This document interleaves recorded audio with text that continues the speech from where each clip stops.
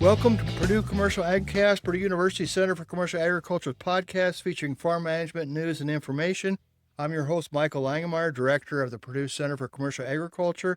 And joining me today is Jim Jansen from the University of Nebraska-Lincoln. Today's podcast, we're going to discuss cash rent results from the 25 Purdue Farmland and Cash Rent Survey, in addition to some cash rent results from Indiana. But we're going to take a deeper dive than we typically do, talking about irrigation leases, pasture leases, and hay leases. And so before we get started, Jim, why don't you tell us a little bit about what you do at Nebraska? Yeah, so at the University of Nebraska-Lincoln, as part of the extension service there are 4 of us spread throughout the state in addition to the specialists on campus. And one of our major forms of outreach typically involves each year talking about farmland values, cash rental rates, different types of lease arrangements across Nebraska, and just summarizing those trends and trying to deliver on different things that also change, things like the Farm Bill, crop insurance, grain marketing, livestock marketing, different types of new insurances they've come out. So annually each year we talk about irrigated cash rents in Nebraska, and beyond the center pivot irrigated cash rents, we also talk about gravity or flood irrigated, which I would assume here in Indiana is maybe not nearly as present as center pivot is. But today we can highlight some of the things to be aware of. Yeah, when you talk about Indiana cash rents, there's 2 different sources of information to give estimates. One is the Purdue Cash Rent Land Value Survey. That contains information on the cash rent and land values at the regional and state level. If you want something at the county level, we actually go to USDA NASS. USDA NASS has extensive information on cash rent county lease rates for non-irrigated in particular, but also has some information for irrigated and pasture, which we're going to focus on today. Before we get to the irrigated results, Jim, one of the things to note here is the Indiana average for non-irrigated ground is $225 for the USDA NASS survey in 2025. That's about $40 lower than the average cash rent in the Purdue Cash Rent Land Value Survey. And Todd Keithy's talked before about the difference between the USDA survey and the Purdue survey, and I think this would be typical of state surveys. When you think about difference in the USDA numbers tend to be lower because the USDA numbers would contain a lot of leases that may not be arm's length, right. Whereas the Purdue survey, Nebraska survey, Iowa survey, Illinois survey, those are typically arm's length transactions. And so if you were thinking about renting some ground that you just inherited, you would probably take first look at the state surveys and then maybe the USDA NASS, knowing that the USDA NASS numbers are a little bit lower. But that's the information we have in terms of irrigated lease rates. The one comment I will make on the dryland cash rental rates, Purdue has it broke down by region or division of the state. You can at least gain some insight from the USDA NASS information on how do the cash rental rates vary around by county. The dryland at least can give you some ideas on how cash rents do vary around by the county. And that I kind of tell people the NASS rental rates, you might think of them almost as a cookie cutter to give you some ideas. And there definitely are differences in soil, rainfall, whatever productivity factor is a big determining factor, of course. Now on the irrigated here in the state of Indiana, we have a snapshot where they have enough people responding to the survey to provide an estimate by county. And I'm not very familiar with the state of Indiana. Nonetheless, there are differences in the type of soils, rainfall, overall quality of the property. Is it a nice contiguous parcel? Is it a parcel that's cut up? Do you have to have a bridge or something for the pivot to cross it? All those things have an influence on the cash rents.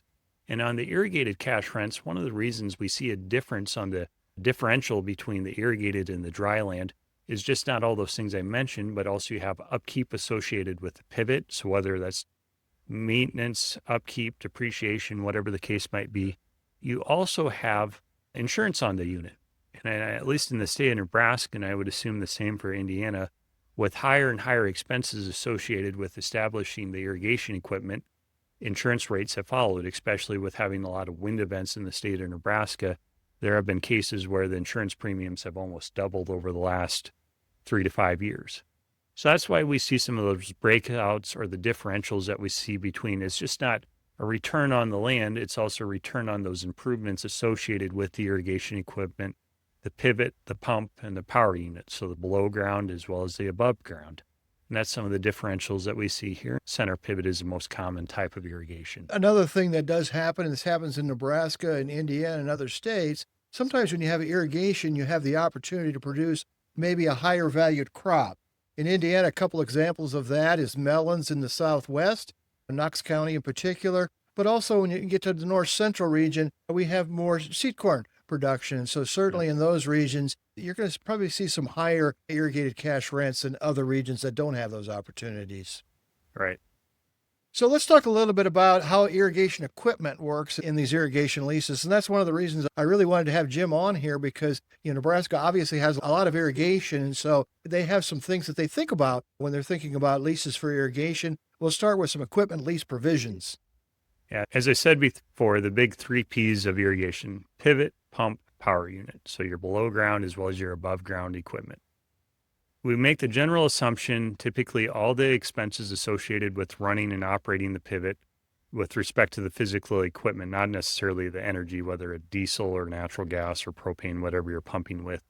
That's a land ownership expense because if you kick that tenant off that property, they're not going to take the pivot with them. Now, we do see in leases, and it's not uncommon, to see tenants providing sweat equity, so the use of their time, skills, talents, equipment, whatever it might be. So they provide a labor component.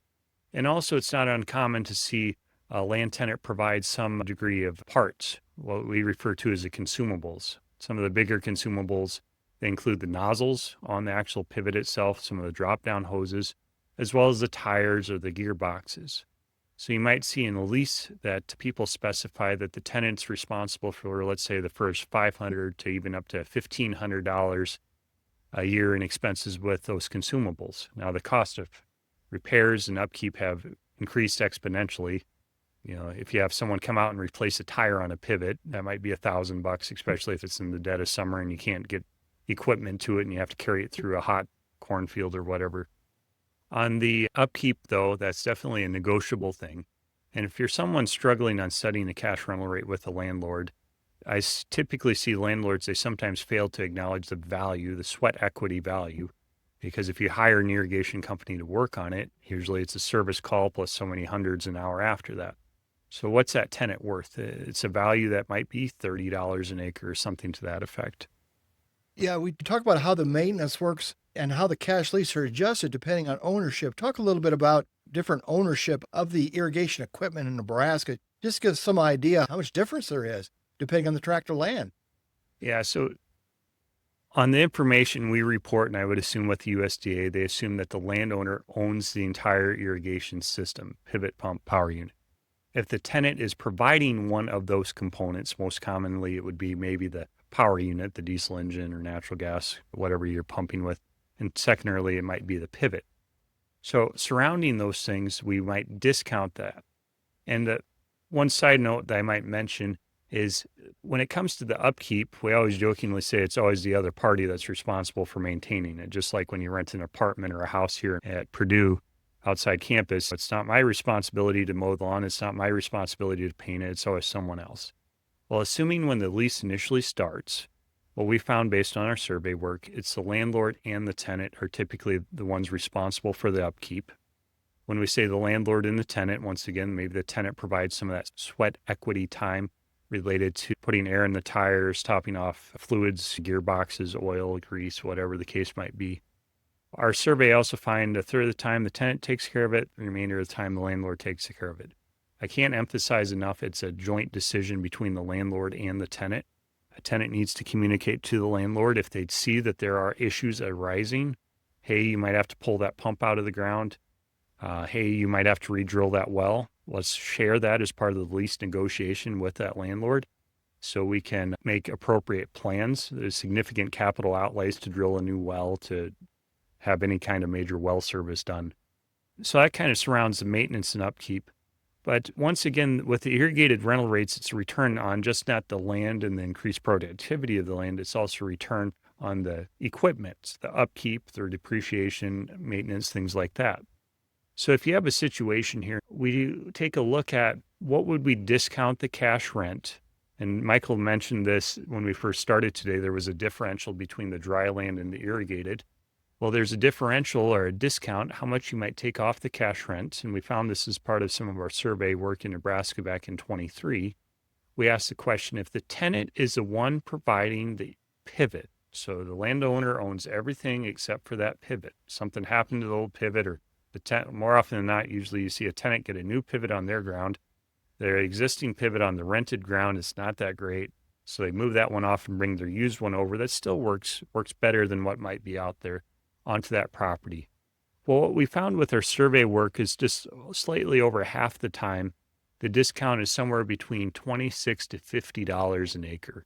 Meaning, let's say you wanted to charge $300 an acre for center pivot irrigated cropland. About half the time you take off $26 to $50. So you might be paying an effective cash rent to the landlord of, let's say, $250, $260, $270, because we are discounting that cash rent to account for the fact that the tenant is the one responsible for the pivot, the upkeep, the insurance. Third of the time we found 10 to 25, and the remainder of the time we found it greater than 51. One of the things that's so important with these irrigation leases and leases in general is communication. That's why you talked about the importance of knowing beforehand who's responsible for the maintenance, how are we going to discount the cash rent based on who owns the pivot and so on. We want to make sure that that's settled before we start irrigating, because we all know that the timing of irrigation is so important. You don't want to have any downtime. You need to have a plan on how you're going to fix that pivot in a very timely fashion, because when the crop needs water, it needs water. You don't want to be delaying that decision. That's right. Landlords may not always trust that the tenant is properly maintaining the power unit. Diesel engines are probably the most common from what I see. Sometimes when people have access to natural gas or propane service, especially natural gas, you have to be near the pipeline for it. If the tenant provides the power unit, the thing that's actually pumping the water, how much would you take off the cash rent to account for that? So the way we look at it, it's about a third of the time in Nebraska, the discount is between $1 to $9, and another third of the time it's between 10 to 20. What I've seen more often than not, based on our phone calls from our extension offices, we take off $10 to $15 an acre is a pretty common discount. So if the irrigated cash rent's $300 an acre, the tenant provides the power unit, we might be paying an effective $285 or even $290. We are discounting that cash rent to reflect the contribution of the tenant. So we got to keep track of all these different items and who's paying for them. So in that, if you, as a tenant, if you provide both the power unit and the pivot, your discount might exceed $50 an acre. In Nebraska, a new irrigation system installed, if you could get it ordered and get it paid for, you're talking in excess of $120,000. So here's a setup for a question we get in our extension offices, and they usually happen in the dead of summer or when it's still hot, crops growing, and the tenant ended up having to call the local irrigation company to come work on something that they weren't able to fix. And the landlord was inaccessible to approve it. They might have been on vacation, didn't answer their phone. So who should pay that bill if the tenant went and contacted someone to make that repair? Well, ideally, another element of an irrigated lease is we need to specify how the repair bill is handled. If the tenant pays it, you might discount some of that cash rent. And it's not such a big deal when you have small repairs, but when you have big repairs, $10,000, $20,000, we need to specify how those expenses are handled. Does the tenant pay it and get reimbursed? If it's a large capital outlay, do they discount the cash rent for the next year, 2 years, 3 years? Be someone you're working with over multiple years. We more often than not see a kind of a deductible associated with using the irrigated ground. The tenant's responsible for the first $500 to $1,500 a year in expenses. Anything that exceeds that, that's when the landlord steps in and pays that, especially when it's below ground things, the actual well, the pump below the ground. The quality of your water has a definite influence on the reliability and how often you have to rebuild different components on that itself. So we're going to switch gears here and talk a little bit about pasture. Yeah. The Purdue Cash Rent Land Value Survey, again, does not currently contain information on pasture rental rates. And there's a couple different ways, Jim, you can think about pasture rental rates, and we're going to talk about both of those. One is to think about it on a per acre basis. So how much, $50 per acre, for example, $75 per acre. And how to come up with that figure. We'll talk about that.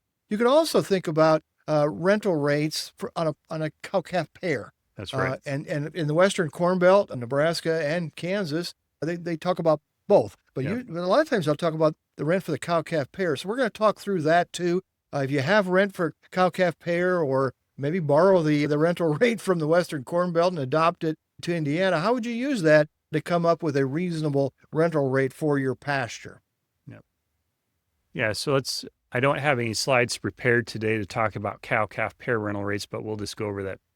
The idea behind a cow-calf pair rental rate, so that's a stock cow for one cow with a calf at the side. In Nebraska, the grazing season is usually about 5 months based on rainfall and growing season. In Nebraska this past year, we've seen cash rents trail livestock prices, with cattle prices being higher. We also saw the cow-calf pair rental rates go up. In Nebraska, I remember in the central district in our state, the central part of the state, we had an average cow-calf pair rental rate of about $70 a month. If you're renting for the season, 70 times 5 would be about $350 per pair. And in the lease, you're going to specify how many pairs you're allowing out on a property. Sometimes when you're renting by the acre, you don't always specify how many animal units or how many head or whatever the measurement is that you're using, probably number of head, how many head of livestock you might have out on there. So that's one tip that you can take from a cow-calf pair. So let's specify the animal units. There's many different ways to figure out.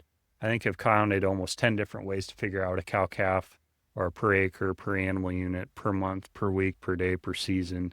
What matters the most, though, is what is someone willing to pay and what is someone willing to accept. I like the cow-calf pair rental rate starting there, and then thinking about how many acres per cow do we need for that cow-calf pair, and then getting the rental rate from that information. The reason why I like that in Indiana, and for states similar to Indiana, where you don't have as many cattle, and so there's not a plethora of rates. You can't go to your neighbor and say, well, what do you rent your pasture for? Their neighbor might not have any pasture. They might not be being pastured within miles of your pasture. And so in that particular case, use something from an area that has a lot of cow-calf pair rental rates. Again, Nebraska, Kansas, $350 per acre. Look at the acres per cow, divide the 350 by the acres per cow, and get a rate per acre that way. Yeah. Having said that, there is some USDA numbers on cash rent county estimates. And so talk a little bit about that, Jim.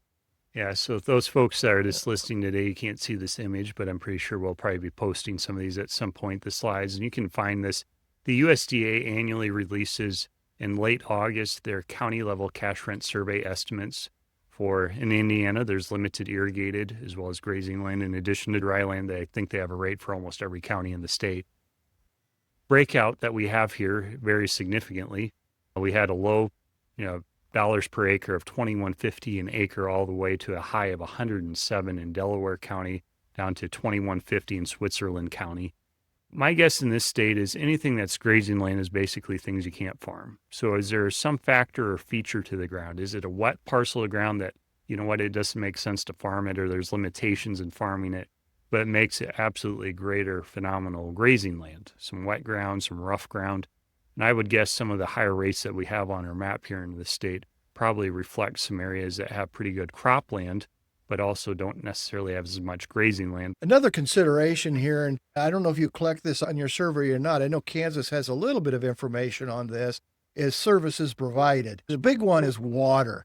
Is there water in that pasture? And if there's not, how are you going to cover that cost? And so how good a quality is the water? Is it a stream? Is it windmill? What is it in terms of a water source? That's also very important. We're going to talk a little bit about fences, but also fence maintenance. So talk a little bit about those items, how you can think about those when you're renting a pasture.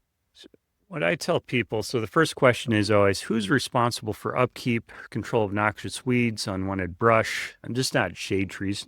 Livestock needs shade, good shade trees, there's nothing wrong with that, but things that are almost noxious weeds in a way, who's responsible for that?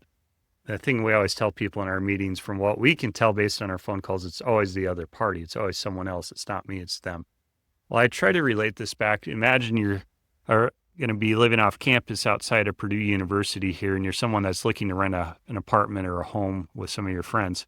When you initially rent a property, well, you need to make the assumption it has decent fencing, it has a secure water source that, unless it's extremely dry, that's good, safe water for the livestock to drink. Weeds are at a minimum, unwanted thistles or whatever might be out there. Same way with just when you rent a residence here in West Lafayette. You want to rent a property that's fairly well maintained. It's easier to get someone to maintain something. It's easier to negotiate that into the lease if the property is well maintained. Basic keep on the fence isn't that big of a deal. If you're a new tenant and you see that the fence is already well established, you have to do a little bit of work after it snows or something, but it's not that bad. If the fence is dilapidated and falling over, that's where we need to probably step back and come up with a plan. Materials, major materials, if you have to replace a 1/4 mile of fence or whatever the distance is, those materials are a landowner expense, because if the tenant vacates, they're not going to remove a 5-wire or 3-wire barbed wire fence. Now, in addition to the fence, if they are using their equipment, skid steers, tractors, whatever, to establish that fence, maybe we need to be looking at discounting that cash rent for the next year or 3 years or 5 years or whatever period of time. You know what you want to charge, but you discount it to account for the value of that time. Same way if you have someone with a skid steer that goes out there and shreds the unwanted brush or whatever the materials are that aren't desirable to be grazed. The one sticking point that I see most common is thistles or noxious weeds. Your tenant might be the best person in the state of Indiana when it comes to maintaining weeds. If your neighbor is not, especially if you have running water sources or wind or whatever, those things continually spread onto your ground, and you might think it's the fault of your tenant. We need to have somebody, if someone can figure out how to automate a drone to only spray noxious weeds in pastures, they can become a very wealthy person, right?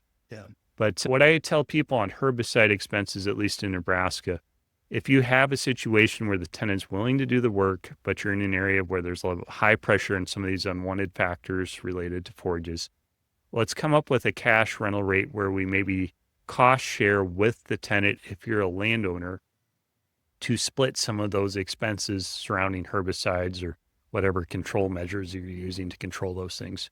So those are kind of the big three: fencing, water supply, and control noxious weeds, unwanted brush, whatever you have out there. And if you're doing those kinds of things, then all of that impacts the rental rate. Yes. And so if the tenant is responsible for maintaining those weeds and there's no cost share on herbicide, he shouldn't be paying as much in terms of renting that pasture. If he's responsible wholly for the fencing, he shouldn't be paying as much. Another factor that we sometimes talk about, various regions, Corn Belt and also the Plains, is the quality of the grass. We get into, is it native? Is it improved pasture? What is it? But also just some simple things like eyeballing it and say, is that fair? Is that good? And maybe make some adjustments related to that. I actually have some of that from an animal science professor here at Purdue provided me with some information about an adjustment factor related to the quality of the grass. And that's built into the pasture and hay ground leasing publication that's now on the Center for Commercial Agriculture website.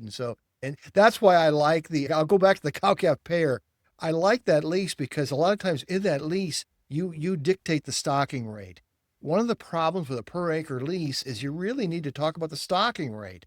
If you're a landlord and you're an absentee landlord in particular, you need to know how many animals they're putting out there, whether that be sheep, goats, cattle, whatever it may be. You need to know that so that it doesn't become a good grass to poor grass. I think it's an obvious thing, but it's something you need to think about very, very carefully when you're thinking about pasture leases. My final comment I've seen on pasture, and I don't know if it's as present here in Indiana, especially in the ranching areas of Nebraska, people are getting older. The average age of ranchers exceeds the age of farmers. If you have a situation where someone is taking livestock in, meaning, hey, you have someone that wants to bring stock cows in from a neighboring area, the cash rental rates, the USDA assume that the landowner is not providing any services related to watching the livestock, making sure they're staying in, putting mineral and salt out or something. If you're someone that owns grazing land, you're not necessarily taking cattle in, but you're pretty darn close to it, maybe due to your age or health. You don't want to own the livestock, but in the summer, you can go out there and do some of these different services Michael mentioned that can provide additional cash rent to you, especially if that person, all they have to do is drive the cattle off and then come back in the fall and pick them back up, or only have to come and visit the property once a month or once every other week or something. And I can see that coming up. Pasture is limited in Indiana, and if you have someone that has a decent sized cow herd, they may have to go quite a ways for some of that pasture. And so just having if the landlord lives locally, just checking to see if the cattle are in. Yeah. I know people in Nebraska and Kansas that actually pay someone certain dollar per acre to do that because they don't live right next to the cattle. It's several miles away. So those are very important considerations. We don't talk about it extensively in our survey, the USDA survey of Indiana, but corn stock grazing rental rates for livestock. Some of the cash rental rates that we have reported go from what degree of services as a landlord. Do you have any type of fence around the property? I would assume here in Indiana with a heavy row crop presence that, people that do graze corn stalks, there's nothing wrong with grazing corn stalks, but the value may not be quite as high as Nebraska is. There would definitely be some money exchange hands, though, in some cases. So you have to pay something for that. It also comes up, and I know this comes up in Nebraska too. If maybe you're renting some of the grass that's related to cover crop.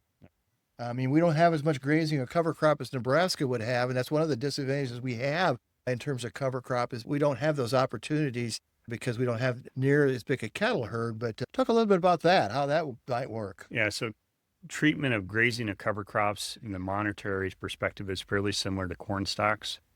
It can go from anything from free, especially when you get into some of these years when you have a bunch of down corn that even after you combine it.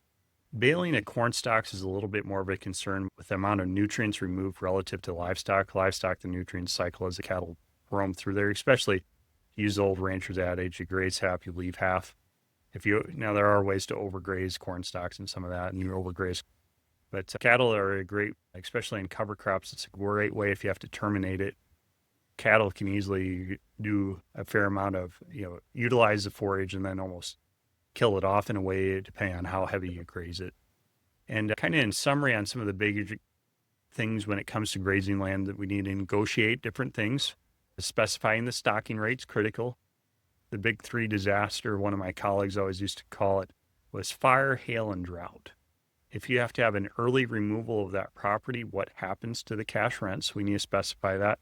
And I do think in Indiana, there's probably still a fair amount of hunting occurring. How do you treat that cropland lease versus a pasture lease? Pasture leases, you're usually talking just the summertime. Cropland leases is more of a year-round deal where you have off-season operations occurring. And sometimes people that own that ground, maybe they don't hunt themselves, but they have a relative or extended family member that really wants to hunt it. Just make sure you communicate in that lease. Maybe the tenant that's running their cows out there need to remove their cattle 2 weeks before the deer season because somebody has to set up their deer stand or whatever the case is. Just make sure you understand what's going on out there and what do you want to have occur. As a little side note here, something to watch for if you're driving through Nebraska is the amount of cattle you have grazing on corn stalks. Even on I-80, which is a pretty flat highway compared to most of Nebraska, it's just unbelievable how many cows are grazing those corn stalks. And so if you get a chance to drive through Nebraska, check that out. We're going to go ahead and talk in general about calculating cash rent. Yeah, so one common question our extension offices, I'm sure they get them here too, is what's the county yield? Well, within the last year or two, the USDA Risk Management Agency put forward a website. If I was on Google or some search engine, do a search for something like USDA County Yield Report. You can look by county, by crop, by production practice, irrigated, non-irrigated. And what we do in this example, we're taking a look at basically modifying a county cash rental rate and discounting it a little bit to reflect a property. So we're looking at the county we're sitting in today had an average crop yield over the last 5 years of 217 bushel per acre.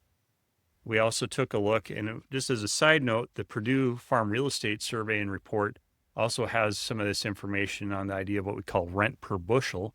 Just be aware that the Purdue Farm Real Estate Survey and Report does report on it.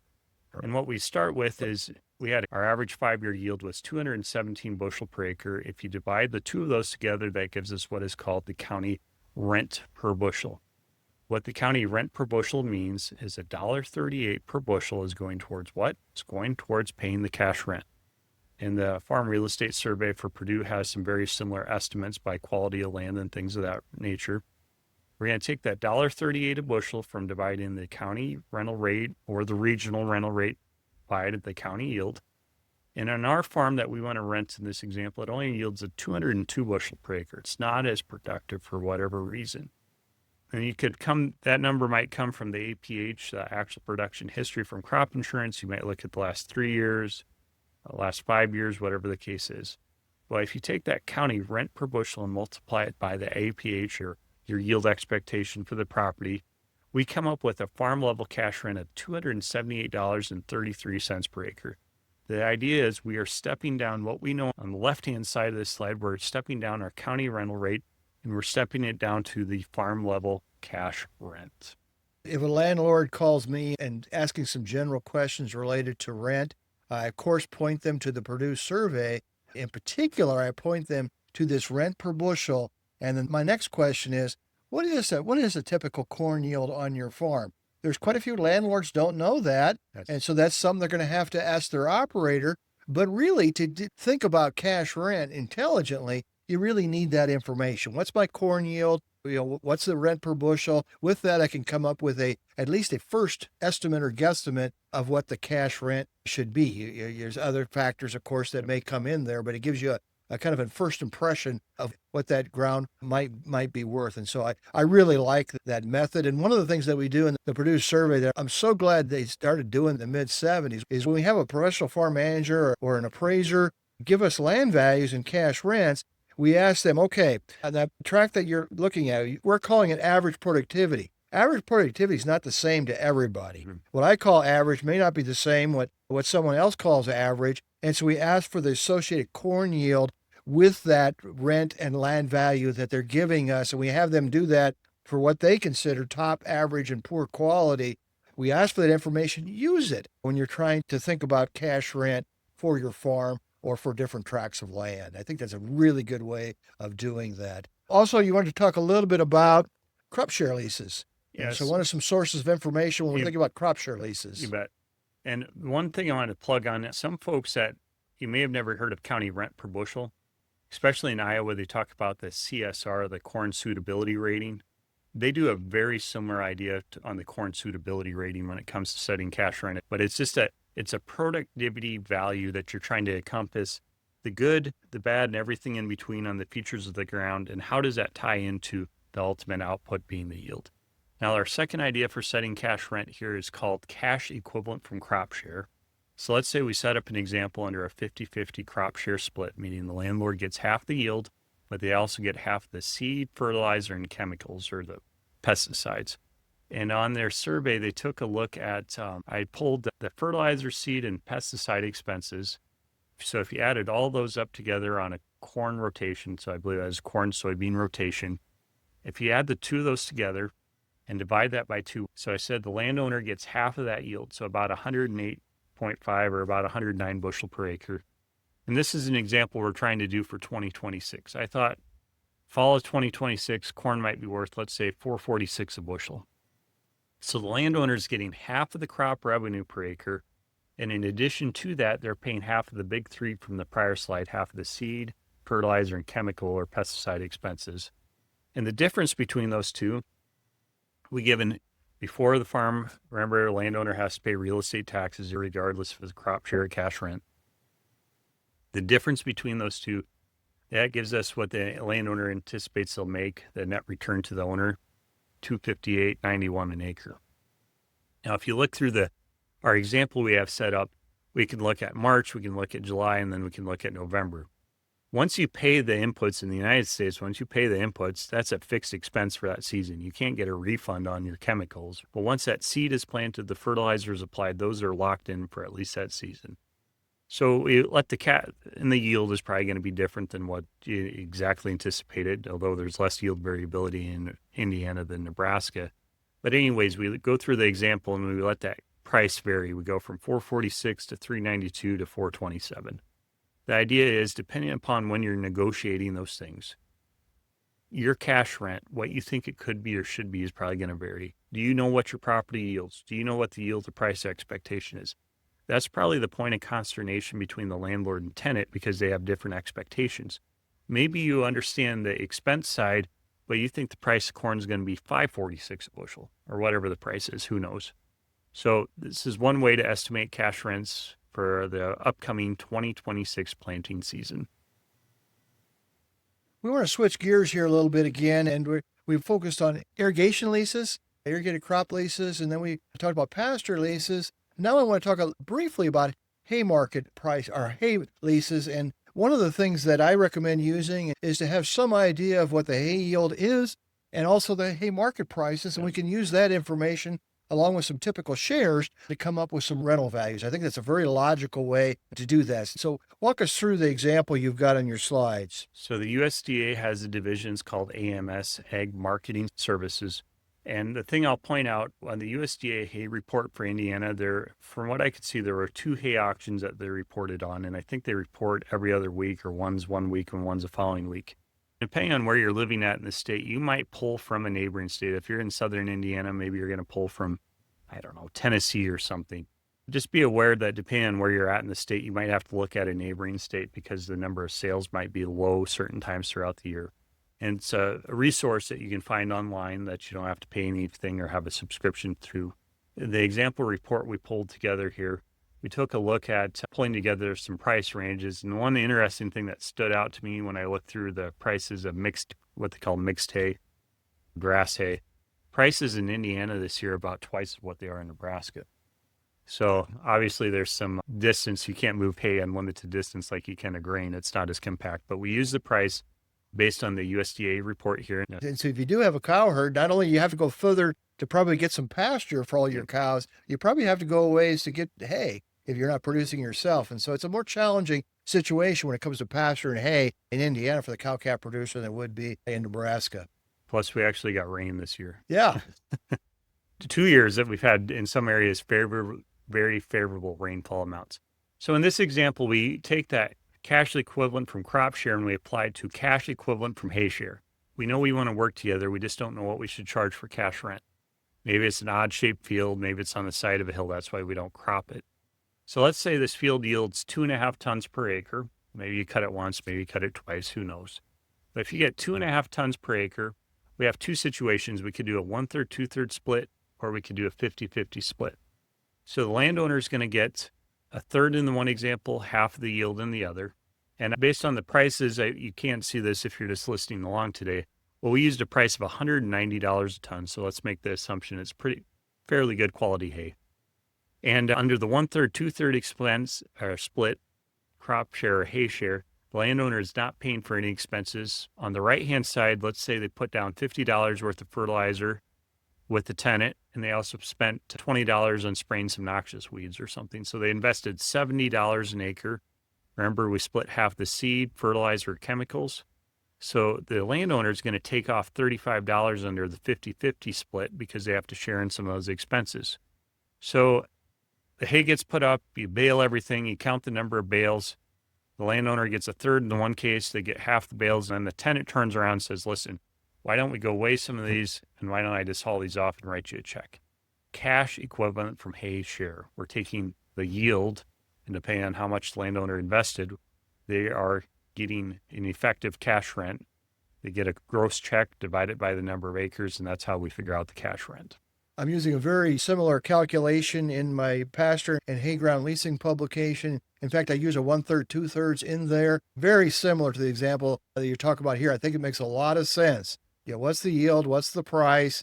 How much income are we getting from that? Yep. If we don't want to share expenses, that can be difficult to do in some cases. So we don't want to share expenses. That 1/3, 2/3 is a good way to do it. And we can come up with a net return to the owner. Now, when you're thinking about the maximum amount of money that you'd be willing to pay if you were an operator, it should be obvious that if you're looking at the market rent for poor quality land, hay should be under that.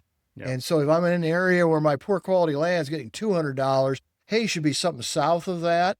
And it's not uncommon at all to see 20, 30% discount from hay ground compared to cropland, because some hay ground's hay ground because it's an odd shaped piece. It's only a few acres.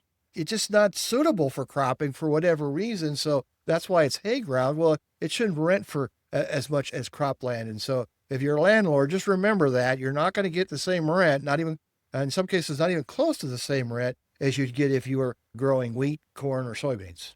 So just to summarize, we've talked today about irrigated leases, irrigated crop leases, pasture leases, and hay leases. Before we leave this conversation, I think we'd be remiss if we didn't mention Ag Lease 101.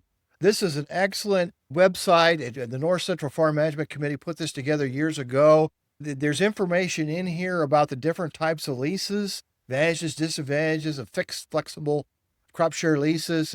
There's also information about pasture leases, If you're thinking about leasing cows, there's a publication on cow leasing in there. Some very useful general information about leases, and probably of more interest to the listener here is there's also some lease forms.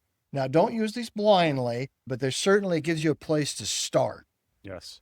And even if you trust your landlord, remember, you probably aren't going to trust their probate judge if they're someone that's in advanced age and they pass away. That's why we always want to get a lease. And a good lease is just not for the protection of the landowner. It is equally for the protection of the tenant.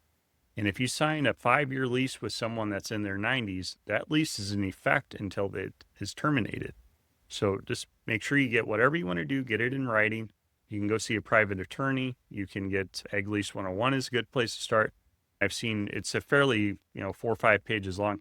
I've seen people cross out sections with their landowner and they both date it and initial it when they sign the lease to acknowledge certain sections may not apply to their situations, but it's a good start if you don't want to go see an attorney. And we always recommend written leases, but in particular, a couple different leases that I think it's so important that are written down. One of those is flex leases. Yep. If you have a flex crop lease, there's so many different ways to set the trigger and to set the bonus payments that you definitely want that in writing.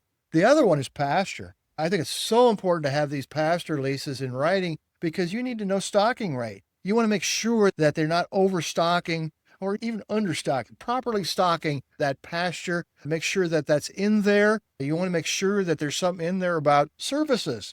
Who's going to provide the services? Who's going to fix the fence? Who's going to pay for the repairs of the fence? And so pasture leases, even though it's not as much money involved per acre, it's so important that there's some things written down. And so thanks, Jim, for joining us today. And this was a very interesting conversation. Hopefully our listeners will equally find it interesting as we do.